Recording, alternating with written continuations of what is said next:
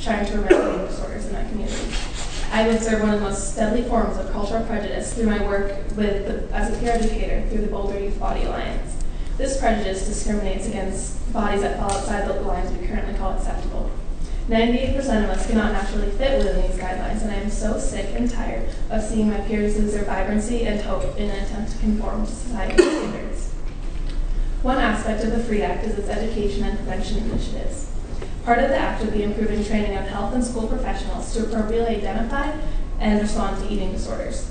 I have personally witnessed how necessary this component is when I speak in schools around Colorado. While being escorted to a presentation by an assistant principal at a school, we were discussing what my presentation was about, and she said, "Oh, that's interesting, because last week I had a student confide in me that she was throwing up after her meals, but I didn't know what to say because I thought it was normal and I do it myself." I was shocked, disgusted, and angry that it was normalized, but most of all, the fact that the student reaching out for help did not receive any and might not even been encouraged to continue this disorder by someone in a position of trust. This is why we need the FREED Act, so the adults in our schools know how to help rather than inadvertently harm or encourage unhealthy behavior that can lead to serious consequences.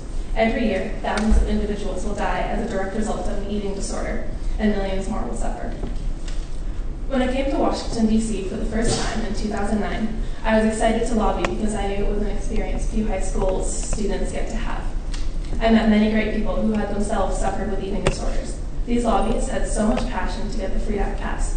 It was a very successful and meaningful trip, one that I will never forget. The second time I went in September of 2010, however, was much more impactful. Upon arriving to the training, we were informed that one of our fellow lobbyists had died 2 days before to her eating disorder. Nicole had been planning on coming to that lobby day, her registration form sent in and her name tag ready. She had died in her sleep. This news had brought me to tears. I had known people to suffer from eating disorders. My mother once one of them, but I had never personally known someone to die from it. It was a jarring wake-up call. With Nicole in my heart and mind, I fought passionately to get our congressional representatives and senators to co-sponsor the FREED Act. I will never forget Nicole's story, and I will carry on the fight to end the cultural prejudice associated with certain body types. I will never stop fighting to get the FREED Act passed. This is now my 3rd time in Washington, and I keep coming back because even though I'm just a teenager, I know I'm actually doing something that will change lives. I have learned that my voice makes a difference. I also lobby knowing that I'm part of a larger movement of people who all work together for a common goal. I ask all members to support the FREED Act. Together we will pass the FREED Act.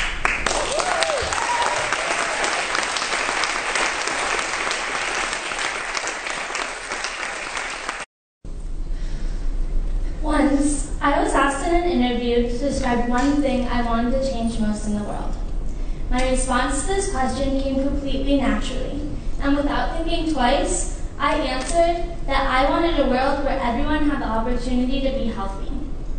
This may seem like an unrealistic dream. However, I believe the federal response to eliminate eating disorders, also known as the FREED Act, proves otherwise. The FREED Act will save lives. It will give everyone struggling with eating disorders the opportunity to survive and thrive. One of my friends and fellow members of Boulder Youth Body Alliance recently went through a difficult battle with an eating disorder. Luckily, she had the support of her family to pay for treatment and was able to attend inpatient treatment for a month and now attends outpatient treatment. She is getting better day by day and is a living example that with the right treatment, eating disorders can be overcome. She is one of the most loving, selfless, considerate people you will ever meet and is passionate about spreading awareness for eating disorders. If she did not have access to treatment, I am not sure where she would be now. I can speak on behalf of everyone that knows her. We are so grateful she is overcoming this terrible disease. I wish everyone struggling with an eating disorder could have a story with a happy ending like my friends. The FREED Act will give everyone access to this happy ending. How many more innocent friends and family members do we have to lose before our society realizes how important it is to save these lives? This is my 3rd time lobbying for the FREED Act here in BC. When I am on the Hill lobbying, I feel like I have a voice and I'm implementing change. Each year, I hear about all the lives that have been lost to eating disorders. I hear about the many battles people have with insurance companies. I meet too many people who have lost someone they love. I continue to come back because I want Congress to use the power it has to make a difference in these people's lives and pass the FREED Act. As a teen, I have noticed that teens suffer immensely from weight-based bullying, body image issues due to their changing bodies from puberty, and dieting, which may lead to eating disorders. In fact, I recall an incident where I myself was teased for my body size.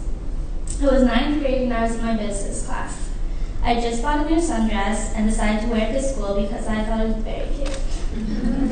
A girl in the class came up to me and right in front of my face told her friend that I looked so fat in that dress. Needless to say, that was the first and last time I wore that dress. Now this may seem like a minor incident, and in the grand scheme of things it is. But there are people who deal with comments like this daily, and their body image plummets as a result. After this incident, I resorted to dieting and exercising an absurd amount, but luckily, I had the support necessary and overcame it quickly.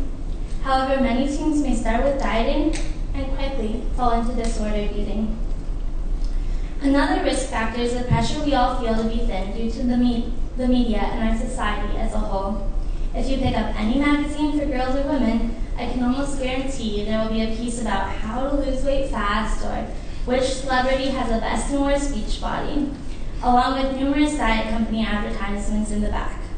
Not to mention, most of the pictures in magazines are airbrushed and changed to make the woman appear tall and thin, but with curves in all the right places. That seems like an oxymoron to me. No wonder so many people suffer from eating disorders in our country.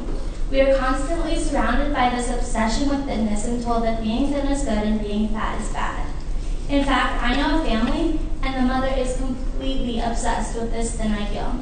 She has taken it so far that it now drives her life. One night I was with her 2nd grade son and daughter, who is just a toddler. The boy only ate a couple bites of pizza, and I asked him why he wasn't eating. He told me he was trying to go on a diet because, and I quote, "I used to be so much smaller, and now I'm getting too big." Then the little girl began copying him and said she too was going on a diet. I find this utterly heartbreaking. The FREED Act offers education and prevention programs that will help people like this mother understand how important it is to model a healthy body image. I'm here today for people like this 9-year-old son and 3-year-old daughter. I'm here today as a teen who struggled with body image issues and dieting. And I am here as part of a movement to change and save lives. Let's take a stand and pass the FREED Act today.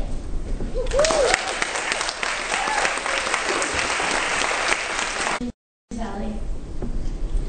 People always ask me why the FREED Act and eating disorders and body image affect me. My answer is always the same.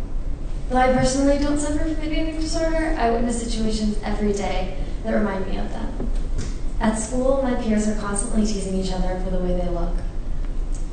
Seeing this so often makes it seem like no one understands how tragically impacting body-related teasing can be, especially if someone's already having an inner battle over the way he or she looks. Currently, there is nowhere at school I could go to get help if I was struggling with an eating disorder. In my experience, teachers just don't know what to say if a student says he or she is struggling, which is depressing because I know so many people that are. The FREED Act will give educations to teachers and counselors so they know how to address eating disorders, support those with them, and direct them towards treatment. I know that if the FREED Act were in place, my friends would have somewhere to go, and that's a really comforting thought for me. Having people at school know how to respond when someone asks for help would be like a load lifted off my friends' shoulders. As a group, teenage has so much pressure put upon them already. Pressure from friends, teachers, parents, and the future is enough. Then we have to deal with this message that seems to be coming from all sides, the media telling us that we don't look right. It's impossible for us to reach what everyone wants from us, and we live with pressure upon pressure upon pressure. I think the FREED Act will give an oasis of safety and security to teenagers all over America.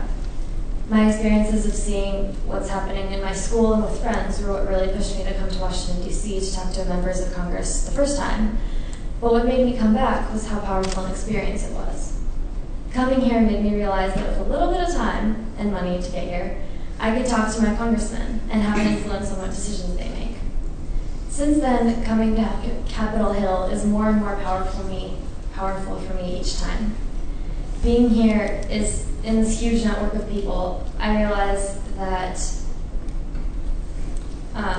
all of us working towards the same goal, it's incredible. There are so many of us, it's only a matter of time before we succeed in passing freed.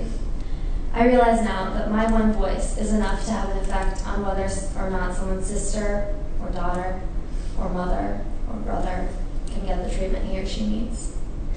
And though I've wondered whether my voice really matters since I've never had an eating disorder, speaking to members of Congress with all of you has taught me that I have a lot to say about this topic, and it feels good to advocate for people who need it. We would all benefit from a world without body hatred. We will all benefit from the FREED Act. I ask members of Congress to pass it now.